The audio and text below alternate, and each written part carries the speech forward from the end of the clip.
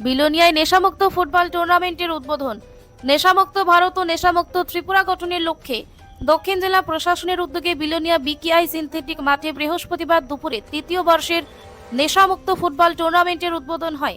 উদ্বোধন করেন ক্রীড়া ও যুব কল্যাণ দপ্তরের মন্ত্রী টিঙ্কু রায়। অনুষ্ঠানে উপস্থিত ছিলেন মন্ত্রী শুক্লাচরণ নোয়াতিয়া, জেলা পরিষদের সভাধিপতি জেলা শাসক মোহাম্মদ সাজাদ বি, দক্ষিণ জেলা পুলিশ সুপার মৌর্য কৃষ্ণ শেখ, বিধায়কগণ সহ অন্যান্য অতিথিরা। স্বাগত ভাষণ দেন জেলা শাসক মোহাম্মদ সাজাদ বি। এক মাসব্যাপী এই টুর্নামেন্টে মোট 12টি দল অংশগ্রহণ করছে। উদ্বোধনী ম্যাচে বল কিক করে টুর্নামেন্টের সূচনা করেন মন্ত্রী টিঙ্কু রায়। প্রথম ম্যাচে ভারতচন্দ্রনগর ব্লকের দলকে 2-1 গোলে পরাজিত করে জয়লাভ করে বিলোনিয়া পুর পরিষদ দল। মন্ত্রী টিঙ্কু রায় বলেন, নেশামুক্ত সমাজ গঠনে সরকার সচেষ্ট এবং শিক্ষক খেলাধুলাকে সমান গুরুত্ব দিয়ে কাজ করা হচ্ছে। খেলাধুলা যুব সমাজকে সঠিক পথে এগিয়ে নিতে সহায়ক বলেও তিনি উল্লেখ করেন। উদ্বোধনী অনুষ্ঠানে বিভিন্ন বিদ্যালয়ের ছাত্রছাত্রী এবং অভিভাবকদের উপস্থিতি ছিল চোখে পড়ার মতো।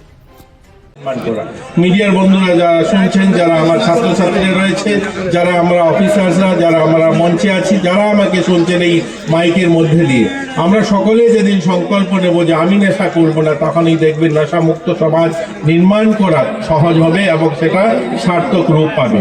রাজ্য সরকার এডুকেশন এবং স্পোর্টস এই দুটাকে গুরুত্ব সহকারে কাজ করছে, কারণ এই দুটাই আমরা নেশামুক্ত সমাজ নির্মাণ করা বা সমাজকে যদি এগিয়ে নিয়ে যেতে চাই, তাহলে এই দুটাকে কোনোভাবেই কোনো ধরনের কম্প্রোমাইজ করা চলবে না।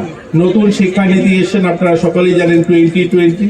সেই শিক্ষানীতিতে বলা হয়েছে যে আমাদের এডুকেশনে পুঁথিগত শিক্ষার সাথে সাথে আমাদেরকে skill education, moral education, sports education, smart education, সঙ্গীত শিক্ষা, ইনকারিকুলাম, এই ধরনের অনেকগুলো শিক্ষার সাথে সেগুলোকে সামিল করা হয়েছে। সেটার মূল লক্ষ্য হচ্ছে আমরা ছেলে মেয়েদেরকে যে বিকশিত ভারত নির্মাণের লক্ষ্যে আমরা এগোচ্ছি, বা মাননীয় প্রধানমন্ত্রী বলছেন আমরা 2047 সালে বিকশিত ভারত দেখতে চাই।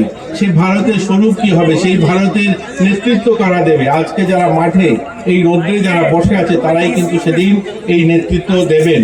আজ মঞ্চে যারা আছেন তারা 2047 সালে সংখ্যাটা খুব কমই আছে যারা তখন নেতৃত্বের স্থানে থাকবে।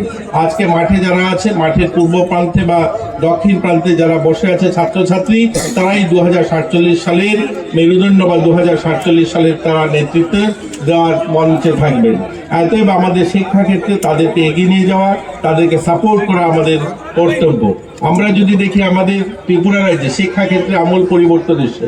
125টা বিদ্যাজ্যোতি স্কুল এবং পিএমসিতে প্রায় 84টা স্কুলকে রূপান্তরিত করা হয়েছে। সেখানে সিবিএসসি, ইংলিশ মিডিয়াম বা তাদেরকে নতুন এডুকেশন যে এনইপি 2020 তার মাধ্যমে তাদেরকে পড়াশোনার ব্যবস্থা করা হয়েছে। যারা খেলা পরিচালনা করবেন রেফারি, তাদের সঙ্গে উনি পরিচয়